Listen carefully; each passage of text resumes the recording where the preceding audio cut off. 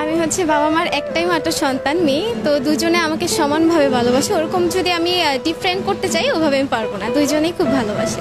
যখন ভালো একজন ইঞ্জিনিয়ার হতে পারবেন, অনেক টাকা ইনকাম করবেন, তখন বাবা মার জন্য কি করবেন? আমি বাবা মাকে আমি দেশের বাইরে নিয়ে সেটেল করব।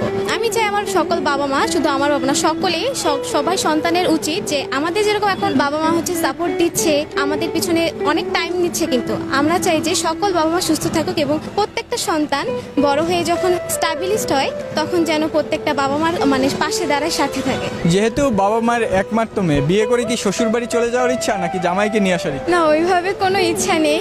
যেহেতু পড়াশোনা করতেছি, এই দিকটা এখনো ভাবিনি আসলে। আমি তখন সবাইকে একবারে নিয়ে সেটেল হবো, ওই আলাদা আলাদা হবো না, সবাইকে একবারে নিয়ে তারপরে সেটেল হবো। প্রতিটা মেয়েই হচ্ছে একটা কেয়ারিং একটা পার্সন চাই, তো আমি সংসারকে অবশ্যই সাজাবো যে আমার ইন ফিউচারে যে বাবা মা হবে তাদেরকে নিয়ে তো থাকবোই, তো একটা কেয়ারিং একটা হাজবেন্ড চাই, তাকে নিয়ে যেন সবকিছু, আমার মা যেরকম সব এক হাতে সবকিছু সামলাচ্ছে, ইভেন আমি ওভাবেই চেষ্টা করবো আর কি। এখন কতটুকু পারি ভগবানের ইচ্ছা। আমি যেহেতু একা, তো আমার যখন আমাদের কোনো প্রোগ্রাম হয়, ইভেন্ট হয়, তখন সবাই আসতে খুবই ভালো লাগে, কারণ একা একা ভালো লাগে না কি ইভেন্ট।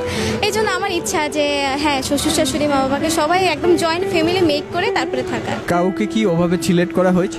না, এটা পুরো আমার ফ্যামিলির উপর। কি স্বপ্ন, লাভ ম্যারেজ না অ্যারেঞ্জ ম্যারেজ?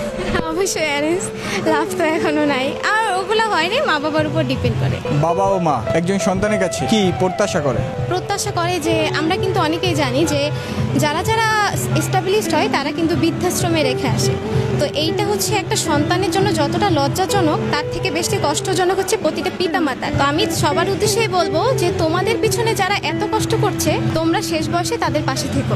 বাবা মাকে ভালোবাসে না, বাবা মাকে বিয়ের পর দেখে না, আসলে এটার কারণ কি, আর এদের উদ্দেশ্যে আপনি কি বলতে চান? এটার হচ্ছে দুইটা কারণ থাকে।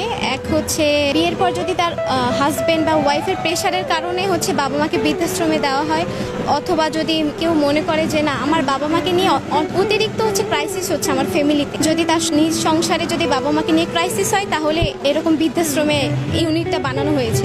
তো আমি মনে করি যে যতটাই ক্রাইসিস হোক না কেন, প্রতিটা বাবা মানে সন্তানের উচিত বাবা মাকে সাথে নিয়ে পাশে থেকে সারা জীবন কাটানো।